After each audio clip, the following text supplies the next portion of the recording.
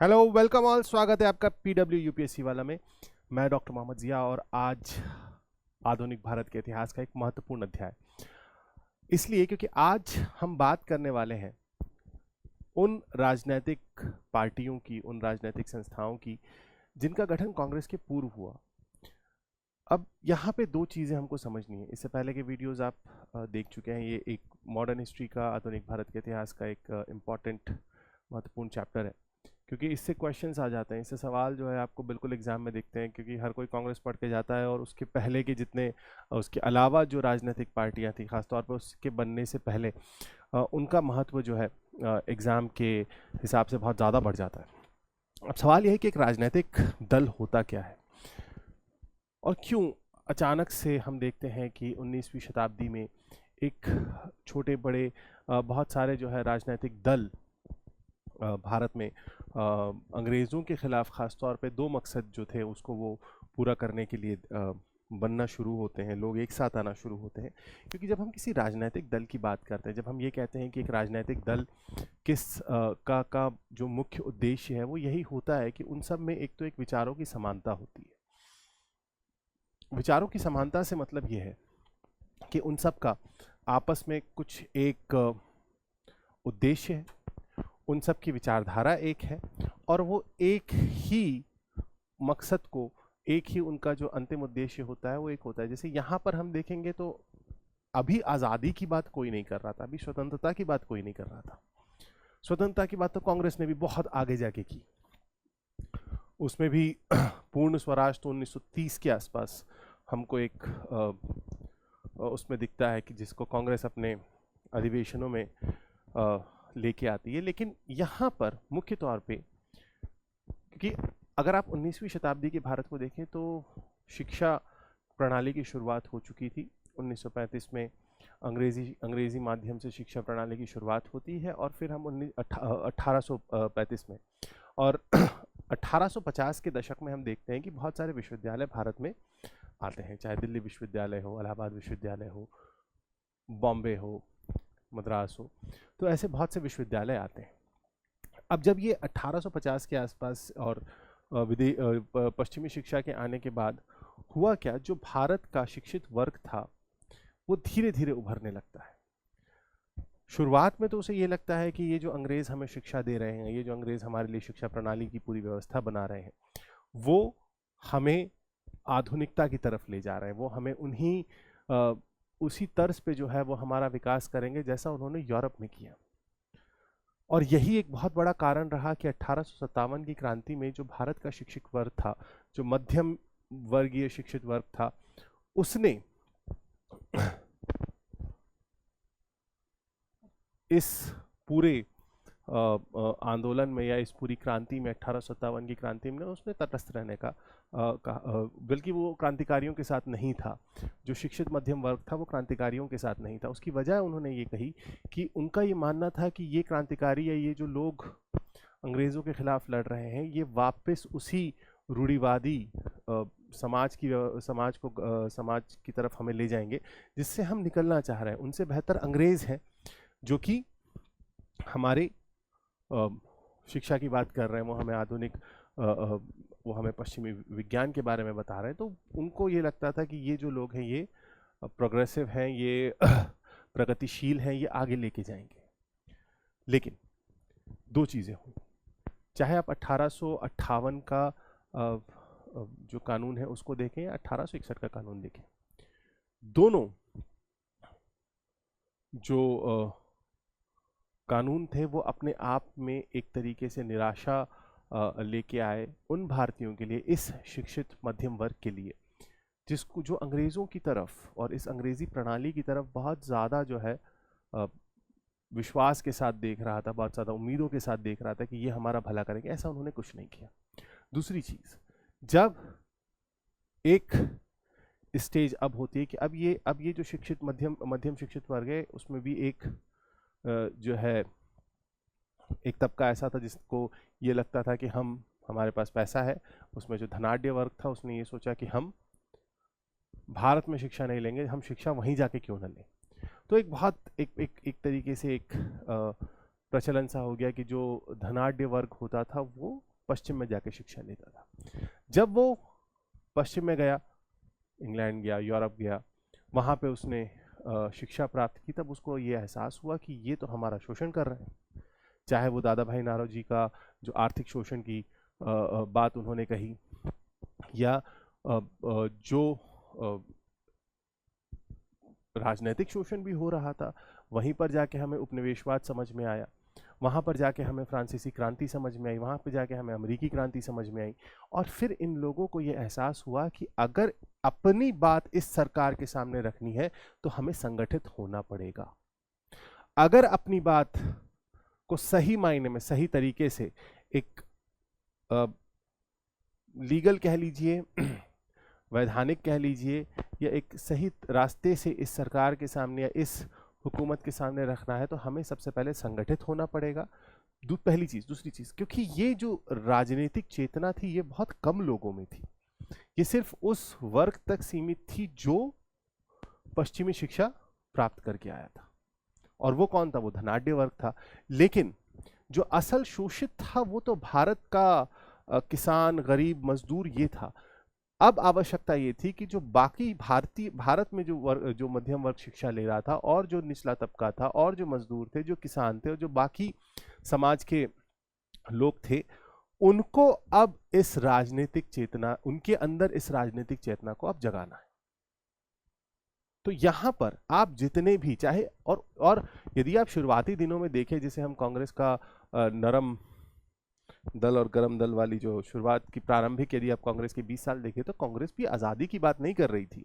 कांग्रेस कह रही थी कि आज़ादी तो बहुत आगे की चीज़ है, पहले तो हमें लोगों को जो है राजनीतिक तौर पे सक्रिय करना होगा, और हमें लोगों को ये बताना पड़ेगा कि आपका किस तरीके से आर्थिक, सामाजिक, राजनीतिक और धार्मिक तौर पर भी आपका शोषण किया जा रहा है।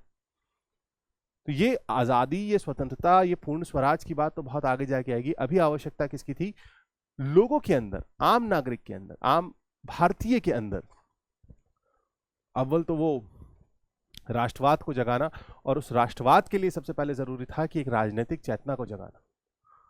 और यही मुख्य तौर पे मकसद रहा उन सारे संगठनों का, उन सारे राजनीतिक संगठनों का जो कि कांग्रेस और बल्कि उससे पहले भी बने। तो आज हम बात उन्हीं जो कांग्रेस के गठन से पूर्व, यानी कि 1885 से पहले जो राजनीतिक दल बने, जो राजनीतिक संगठन बने, जो जिन लोगों के अंदर चेतना बनाने की, राजनीतिक चेतना जगाने की जो है कोशिश की, आज हम उनकी बात करेंगे। क्योंकि हम ये जानते हैं कि ये कि जो कांग्रेस 1885 में जो कांग्रेस का गठन हुआ, वो कोई ऐसी घटना नहीं थी कि अचानक से हो गई। वो एक क्रम में छोटे बड़े दल हो रहे थे, छोटी बड़ी राजनीतिक घटनाएं हो रही थी, राजनीतिक आंदोलन बहुत बड़े नहीं थे, लेकिन राजनीतिक आंदोलन तो थे। और वहां से एक बात हुई कि एक अखिल भारतीय जो है राजनीतिक संगठन की हमें आवश्यकता है, क्योंकि इससे पहले के जितने आपको एसोसिएशन, संगठन दिखेंगे, वो सारे जो क्षेत्रीय थे, और इसी हिसाब से हम इन्हें पढ़ेंगे। पहले हम बंगाल के देखेंगे, फिर हम बंबई के देखेंगे, फिर हम जो है मद्रास की तरफ चलेंगे। तो शुरुआत करते हैं जो काफ़ी लंबे समय तक भारतीय राजनीति का केंद्र रहा, ख़ासतौर पे औपनिवेशिक दौर में, वो था बंगाल। और शुरुआत से ही, चाहे वो 1757 से आप लें, उस तब से लेके लगभग 1911-1912 तक बंगाल जो है वो एक, 1905 तक भी आप कह सकते हैं कि बंगाल एक मुख्य केंद्र था, ना सिर्फ राजनीतिक का बल्कि शिक्षा का भी। और राजनीतिक आंदोलन बगैर शिक्षा के खोखली है।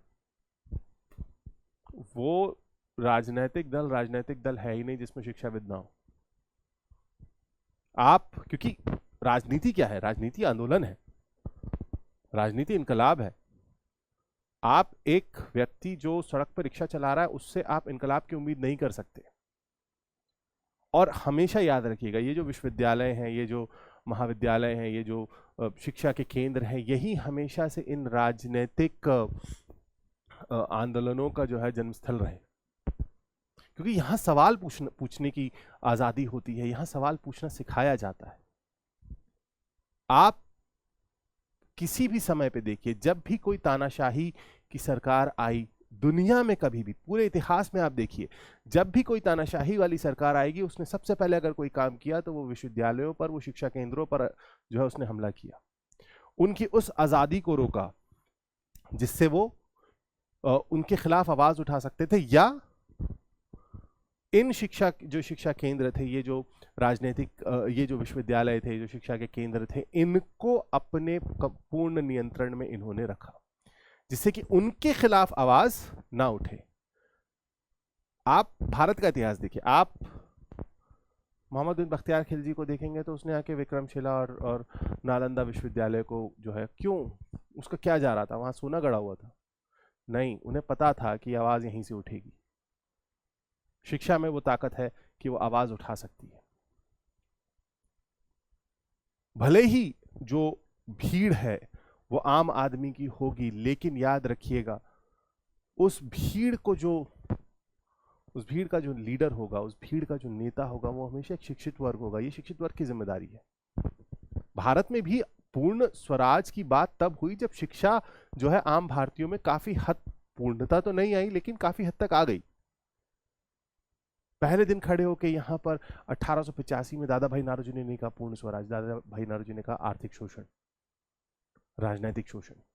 क्योंकि अभी शिक्षा के बाद उस चेतना, शिक्षा का मकसद क्या है? शिक्षा का मकसद है उस चेतना को जगाना। शिक्षा का मकसद सिर्फ पढ़ाना या डिग्री दिलाना नहीं है। शिक्षा का मकसद होता है कि एक ऐसे समाज का जो है, एक ऐसे समाज को बनाना जहां लोगों में तार्किक, जब आपसे तर्क पूछा जाए तो आप उस पे परेशान, आप उस पे जो है खींच खा के भाग ना जाए, या आपको जो है सरकार जेल में ना डाल दे अगर आप तर्क की बात करें। ये शिक्षा का महत्व है, शिक्षा का मकसद भी है। एक शेर है ना, तहजीब सिखाती है जीने का सलीका, तालीम से जाहिल की जहालत नहीं जाती। तो तालीम बुनियादी चीज है, उस तालीम के ऊपर जो है तहजीब बनती है, उस तालीम से जो है संस्कार निकल के आते हैं।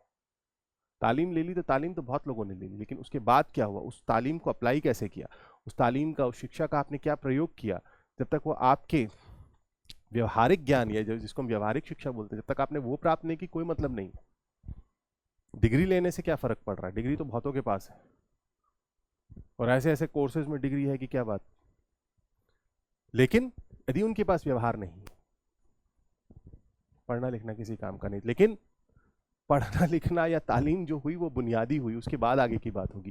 तो इसलिए यहां बुनियादी चीजों की बात हो रही थी। बंगाल में राजनीतिक संस्थाओं की यदि हम बात करें तो सबसे पहला या प्रथम राजनीतिक संगठन जो बंगाल का आया वो था बंग भाषा प्रकाशक सभा 1836 में, और इसकी स्थापना की गौरीशंकर तरकाबगीश ने। ये कौन थे? ये राजा राम मोहन रॉय, जिनको the father of Indian renaissance, उनके ये अनुयायी थे, और उसी चीज पे उन्होंने उसका काम किया। देखिए, मुख्यतः जितने भी हम राजनीतिक संगठन देखेंगे उसमें राजनीतिक चेतना, अंग्रेजों की जो दमनकारी नीतियां थी उनके खिलाफ आवाज उठाना, उनके शोषण के खिलाफ आवाज उठाना, ये दो चार चीजें ही रहेंगी। इनकी बात करें, बंग भाषा प्रकाशक सभा, तो इसने जो संगठन, हर संगठन की तरह सरकार की नीतियों से संबंधित मामलों की समीक्षा करती थी। उसके बाद ये क्या करते थे, जो भी उस समीक्षा में निकल के आता था कि इनके इन क्रियाकलापों पे, इनकी इन चीज़ों पे जो है ये बेहतर हो सकती थी, या ये देशवासियों के हित में क्या है, वो उसके लिए जो है वो पत्र लिखते थे, वो याचनाएं भेजते थे। कहाँ? अंग्रेजी हुकूमत को। उसके अलावा सबसे महत्वपूर्ण ये था क्योंकि राजनीतिक दल बगैर जन समर्थन के नहीं आ सकता, और ये जन समर्थन आएगा कब, कहां से आएगा? जन समर्थन तो आएगा वहीं से,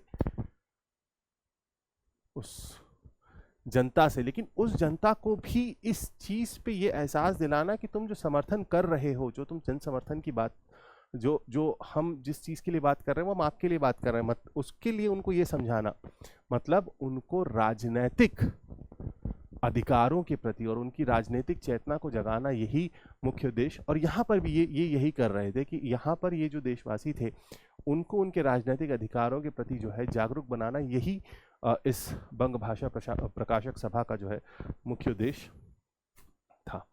उसके बाद लैंड होल्डर सोसाइटी, ज़मींदारी का एक तरीके से एसोसिएशन बना 1838 में, और ये पहली बार ऐसा हुआ कि भारत में कहीं पर आपको संगठित आंदोलन दिखेगा।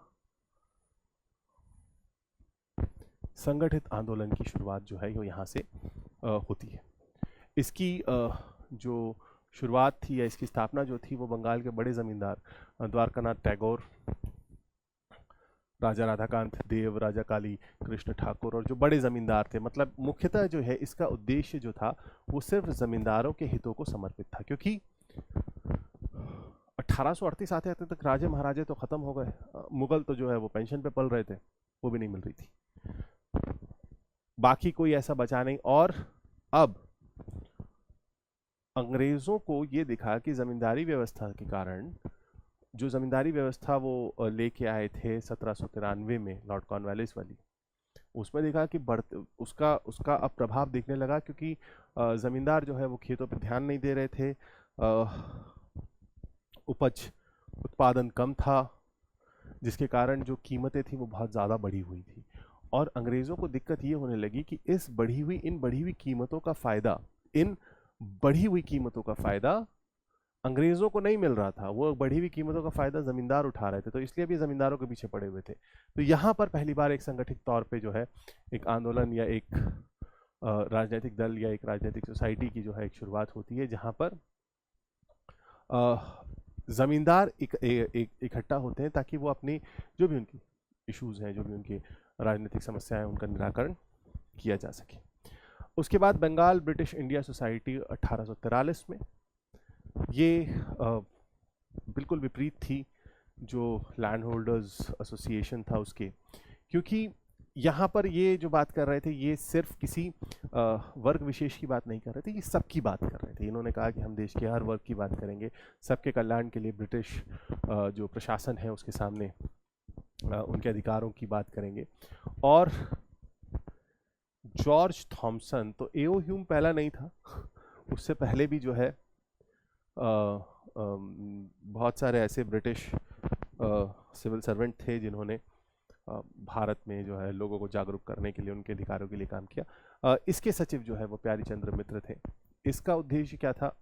लोगों में राष्ट्रवाद की भावना जगाना, क्योंकि आप जब वर्ग विशेष की समस्याओं को लेके जाते हैं तो वो वर्ग के हिसाब से जो है समाज में बंटवारा आ जाता है। लेकिन उन्होंने कहा कि यदि हमारी जो है एक ही तरीके की हमें सबको जब ब्रिटिश सरकार से ही लड़ना है तो हमें एकत्रित होना पड़ेगा, हमें इकट्ठा होना पड़ेगा, और उसके लिए इस राष्ट्रवाद की भावना का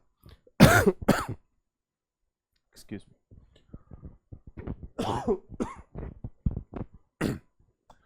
उसके लिए इस राष्ट्रवाद की भावना का अंग्रेजों में, राष्ट्रवाद की भावना का देशवासियों में आना जरूरी है, और ये यहाँ पर दिख रहा था सभी वर्गों की। देखिए यहाँ पे ध्यान रखिएगा, ये जो बंगाल ब्रिटिश इंडिया सोसाइटी थी, मुख्यतः सवाल जो आएगा वो यहीं से आएगा, ये यहाँ तक आएगा, ये है या जॉर्ज थॉमसन है, ये दो तीन चीज़ें हैं, इसी पे यूपीएससी जो है वो सवाल करता है। लेकिन इसकी जो सबसे अच्छी चीज़ थी वो ये थी कि इसमें सबका प्रतिनिधित्व था, सबका, चाहे सरकारी हो, गैर सरकारी जो ब्रिटिश थे उनका भी प्रतिनिधित्व था। और इन्होंने क्या किया, इन्होंने जो ज़मींदारी व्यवस्था थी, ज़मींदारी प्रथा थी, उसका विरोध किया और किसानों के जो मुख्य मुद्दे थे उनको जो है उठाया। उसके बाद ब्रिटिश इंडियन एसोसिएशन 1851 कलकत्ता, इसमें ये दरअसल हुआ क्या कि ये दोनों बंगाल ब्रिटिश इंडिया सोसाइटी और लैंड होल्डर सोसाइटी जो है, ये इन दोनों का जो है विलय हो जाता है और ये संगठन अस्तित्व में आता है। इसके अध्यक्ष राधाकांत देव, देवेंद्रनाथ टैगोर वही लोग थे। इन्होंने क्या किया, इन्होंने ब्रिटेन की संसद को एक पत्र भेजा, वही काम था इनका, पत्र भेजते थे, याचिकाएं भेजते थे, छोटा मोटा आंदोलन कर लेते थे, क्योंकि उससे ज़्यादा वो कर भी नहीं सकते थे। आप उसको ये नहीं कह सकते कि आप ये जो है ये इतना ही कर रहे थे, इतना भी कर रहे थे तो बहुत था उस समय के हिसाब से। हमेशा मैंने कहा इतिहास को देखने के दो तरीके हैं, एक आप यहाँ पे बैठिए 2023 में बैठिए और देखिए 1851 को, आपको हर चीज़ गलत लगेगी। लेकिन अगर आपको 1851 को समझना है तो आपको 1851 में जाना पड़ेगा, तभी आप उसका सही मूल, उसकी जो मूल भावना है उसको पकड़ पाओगे यार। आपको लग रहा है आप 2022 में बैठ के नेहरू को जो है क्रिटिसाइज करो, नहीं कर सकते, या आप बैठ के गांधी को क्रिटिसाइज करो, नहीं कर सकते। आप उस समय के हालात की बात करोगे तो आपको ये एहसास होगा कि ये अभी तो कहने को सब चीज़, आप हर चीज़ का जो है क्रिटिसिज्म कर सकते हैं, हर चीज़ की आलोचना कर सकते हैं, कोई उसमें वो नहीं, लेकिन यहाँ से बैठ के तो सभी गलत दिखेगा ना। गलती ये थी कि उस टाइम मोबाइल फ़ोन नहीं था, उस टाइम जो है सोशल मीडिया नहीं थी, कुछ भी नहीं था। आपको उस समय के परिस्थितियों को देखने के लिए, उस समय की परिस्थितियों का सही आकलन करने के लिए उस समय में जाना पड़ेगा।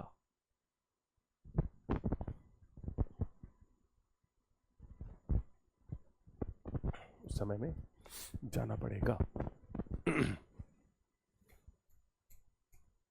ओके, तो इन लोगों ने क्या किया, ब्रिटेन की संसद में प्रार्थना पत्र भेजा और ये 4-5 चीज़ें कि लोकप्रिय उद्देश्यों वाली पृथक विधायिका की स्थापना की जाए। इन्होंने ये विधायिका में जो है सुधार की बात कर रहे थे। उसके अलावा न्यायिक और न्यायपालिका और कार्यपालिका में भी जो है सुधार की इन्होंने वो की। और उनका ये कहना था कि जो उच्च वर्ग के नौकरशाह हैं उनकी जो तनख्वाहें हैं वो इतनी ज़्यादा है जो कि अपने आप में एक अतिरिक्त भार हो जाता है भारतीय अर्थव्यवस्था के ऊपर, तो उसको कम किया जाए। और नमक और डाक शुल्क में कमी, आबकारी के साथ साथ नमक, आबकारी और डाक शुल्क में कमी की ये बात कर रहे थे। आप ये समझिए कि नमक के ऊपर जब कर लगाना शुरू किया अंग्रेजी सरकार ने, क्योंकि उनको पता था नमक, आप आज के टाइम पे नमक आम आदमी का है, तब नमक आम आदमी का नहीं था। नमक तब जब है ना लग्जूरियस आइटम में आता था, इतना उस पर कर था।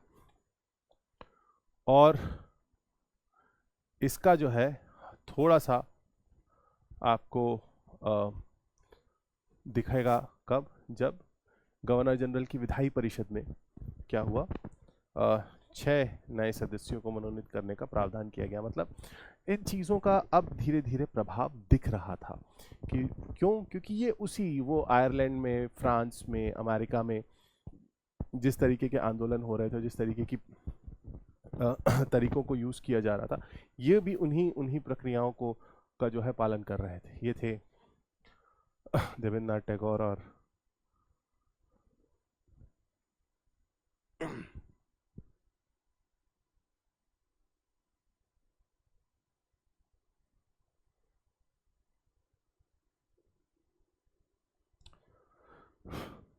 फिर बंगाल में कलकत्ता स्टूडेंट एसोसिएशन। अब ये मुख्यतः देखो, मैंने आपको स्टार्टिंग में, शुरुआत में बताया यार कि राजनीतिक आंदोलन की शुरुआत हमेशा ऐसी जगहों से होती है।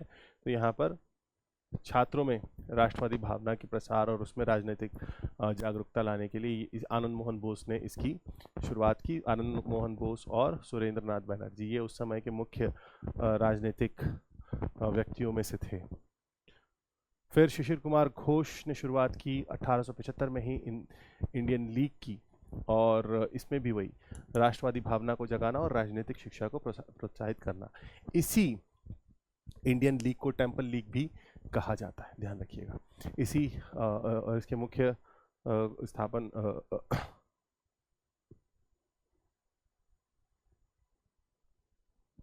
इसके संस्थापक कौन थे?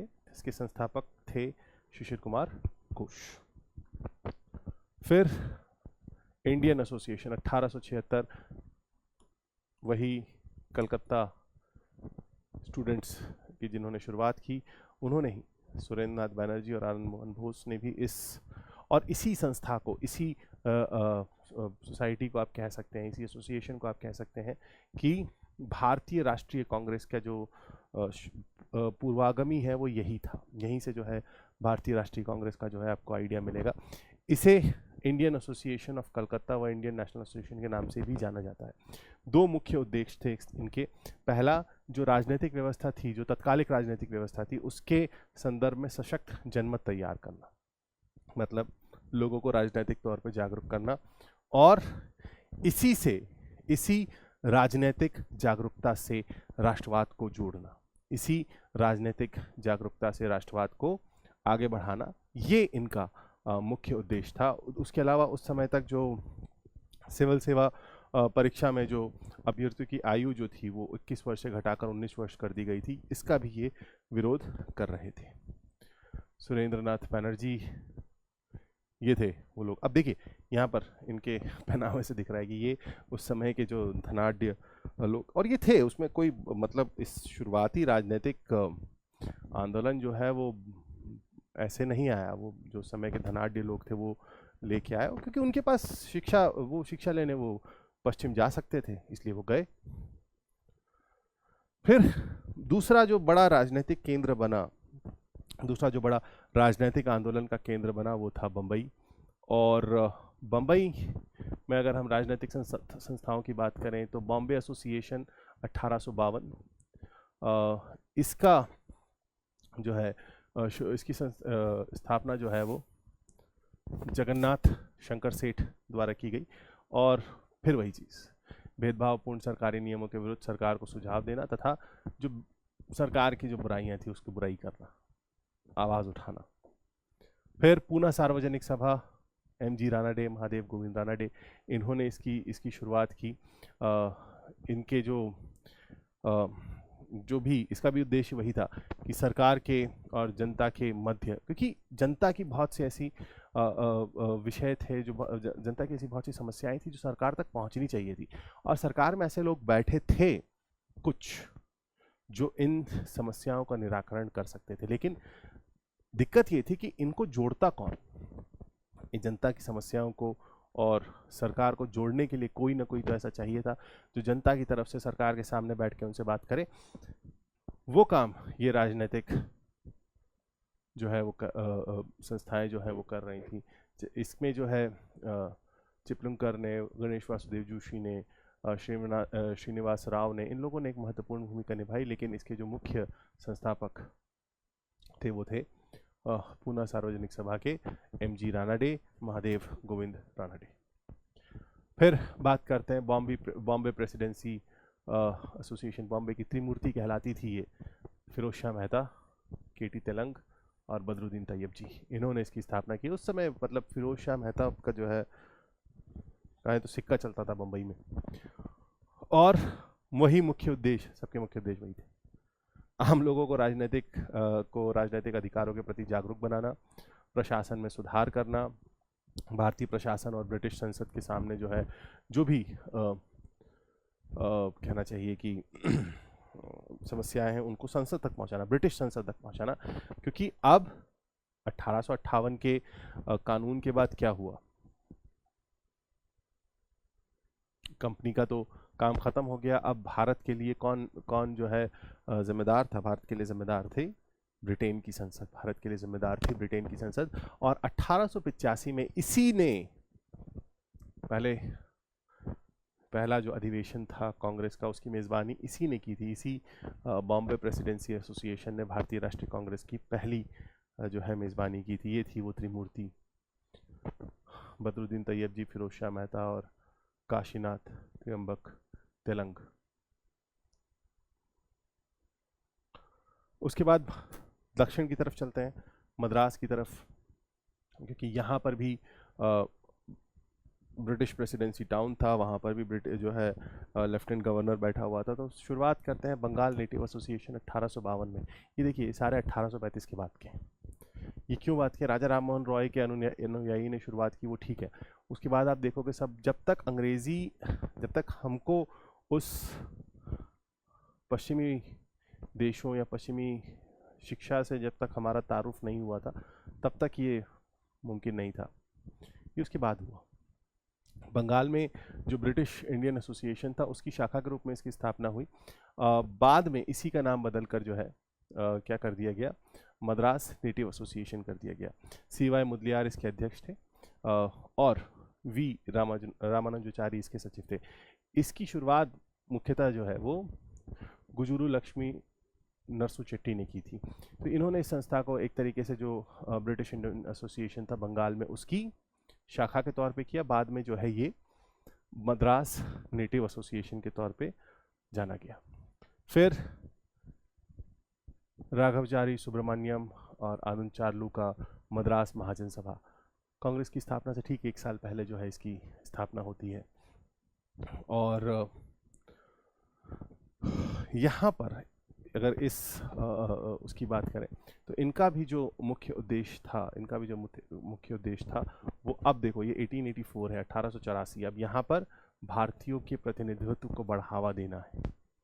यहाँ पर न्यायपालिका और राजस्व एकत्रित करने वाली संस्थाओं का के पृथक्करण की बात हो रही है। डिस्ट्रिक्ट मजिस्ट्रेट एंड कलेक्टर, वो जो वहाँ पे जो कंसेप्ट था उसको वो करना था। और किसानों की जो खैर हालत हमेशा से इस देश में दयनीय रही है, इसमें कोई वो नहीं, तो वो मुख्यतः यही जो चीज़ें थी ये वो दल थे। तो यहाँ पर मद्रास महाजन सभा 1884, ये थे वो 3 लोग। और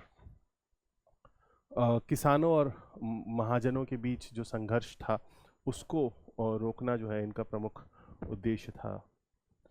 और जो मद्रास में जो अलग अलग संगठन थे उनके बीच समन्वय बिठाना इनका काम था। अब हिंदुस्तान से चलते हैं लंदन की तरफ।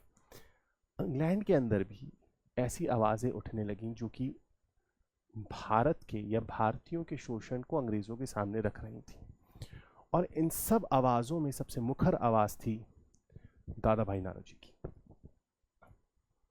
इस व्यक्ति ने वहां जाकर अंग्रेज़ों के सामने जाकर ये कहा कि तुम हमारा आर्थिक शोषण कर रहे हो।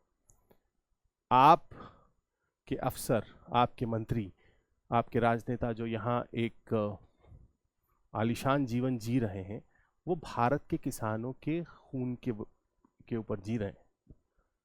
आप भारत के किसानों को आर्थिक तौर पर शोषित करके ये जीवन जी रहे हैं। ये बात उन्होंने रखी और इसी के तहत ईस्ट इंडिया एसोसिएशन की शुरुआत 1866 में लंदन में दादा भाई नारोजी ने की। मकसद वही था। और लेकिन इनका जो एक मकसद था ना, उसमें एक मतलब लंदन में, क्योंकि इन्होंने इसकी शुरुआत की, तो यहाँ पर आप कह सकते हो कि ब्रिटेन में जाके, लंदन में जाके भारतीयों के पक्ष को रखना और एक ऐसा कहना चाहिए कि जन समर्थन तैयार करना जो कि इंग्लैंड के खिलाफ हो, ये एक बड़ी चीज़ थी उस समय। यही तरीका होता है, ये शिक्षा करवा सकती है, ये जुनून वाली चीज़ नहीं करवा सकती। इसके लिए शिक्षा की ज़रूरत है, इसके लिए समझ की ज़रूरत है, इसके लिए बुद्धिमत्ता की ज़रूरत है कि इंग्लैंड यहीं क्यों करें, वहाँ के लोगों को भी तो पता चले कि जो लोग इतनी दूर से यहाँ आके हमको किस तरीके से शोषित कर रहे हैं। उस शोषण को, उस आर्थिक शोषण को उन्होंने वहाँ पर उस पर प्रकाश डाला। और उसके बाद इन्होंने जो है कई शाखाएं खोली, इन्होंने वहाँ चुनाव लड़ा और ये पहले भारतीय बने जो कि लंदन की, ब्रिटेन की संसद में ये चुने गए। सैल्सबरी से इनका जो है चुनाव हुआ और ये लंदन की संसद में, ये ब्रिटेन की संसद में बैठ के भारत में ब्रिटेन के हो रहे शोषण को जो है सामने लेके आते थे। तो ये Dadabhai Naoroji, grand old man of India, काफ़ी कुछ इनके नाम पर है। और फिर लंदन इंडियन कमेटी 1862 में पुरुषोत्तम मुदलियार ने इसका गठन किया। तो ये वो संगठन थे। और इसके बाद हम देखते हैं मुख्यतः ये सारे लोग अलग अलग जगह पे थे। फिर उन्होंने बोला नहीं, ये इतने जितना ज़्यादा हम बट के रहेंगे उतना ठीक नहीं है। इन्होंने क्या किया, ये 1885 में एक साथ आते हैं, भारतीय राष्ट्रीय कांग्रेस का गठन होता है। और फिर भारतीय राष्ट्रीय कांग्रेस, और ये शिक्षित मध्यम वर्ग था जिसने सारी कहानी रची। राजा महाराजाओं की बस की ना थी। गांधी, नेहरू, अंबेडकर, इस दौर में देखेंगे फिरोज शाह मेहता, बदरुद्दीन तैयब जी, व्योमेश चंद्र बैनर्जी, दादा भाई नारोजी, चाहे तिलक हो, चाहे बिपिन चंद्र पाल हो, चाहे सरदार भगत सिंह हो, आप ये देखेंगे ये सब लोगों में जो समान चीज़ थी वो थी शिक्षा। सरदार पटेल हो, सुभाष चंद्र बोस हो, इन सब में जो सबसे समान चीज़ थी वो शिक्षा थी। कोई बंगाल से आ रहा था, कोई पंजाब से आ रहा था, कोई मद्रास से आ रहा था। और इसीलिए उस शिक्षा प्रणाली की, उस शिक्षा व्यवस्था की अंग्रेज़ों ने इसलिए की थी ताकि वो एक शिक्षित, एक ऐसा भारतीयों के अंदर एक ऐसा विभाजन कर सकें कि पढ़ा लिखा भारतीय जो है वो अंग्रेज़ों के प्रति वफादार रहे। वही दाव उनका उल्टा पड़ा। इस शिक्षा ने हमें एक कर दिया, जो हम बटे हुए थे, कोई मद्रास में था, कोई पंजाब में था, कोई बॉम्बे में था, कोई कलकत्ता में था, वो सब एक हो गए। और इन सब में यही समानता थी। तो शिक्षा के महत्व को समझिए, और शिक्षा के महत्व को, शिक्षा मतलब ABCD सिर्फ पढ़ लेना या स्कूल पास कर लेना या डिग्री ले लेना, ग्रेजुएशन कर लेना, ये शिक्षा नहीं है। इस शिक्षा का क्या जीवन में प्रभाव है, जब तक अगर आप शिक्षा को अपने जीवन में उसको पूर्ण रूप से जो है वो अपने जीवन में उसको अप्लाई नहीं करेंगे ना, कोई फायदा नहीं। अगले वीडियो में मिलेंगे जहां पर इससे अच्छा एक रह गया, okay, missed something. London India society 1865, ये भी दादा भाई नारोजी ने ही इसकी स्थापना की थी। तो इन सबसे हमने यही सीखा कि एक चीज़ है, जागरूक होना पड़ेगा, चेतना को जगाना पड़ेगा, और ये दोनों चीज़ें कैसे मुमकिन है, ये सिर्फ शिक्षा से ही मुमकिन है। सो ये था, अगले वीडियो में मिलेंगे जहाँ आगे की बातें करेंगे। तब तक के लिए अपना ख्याल रखिएगा और मेहनत करते रहिए। All the very best, thank you so much.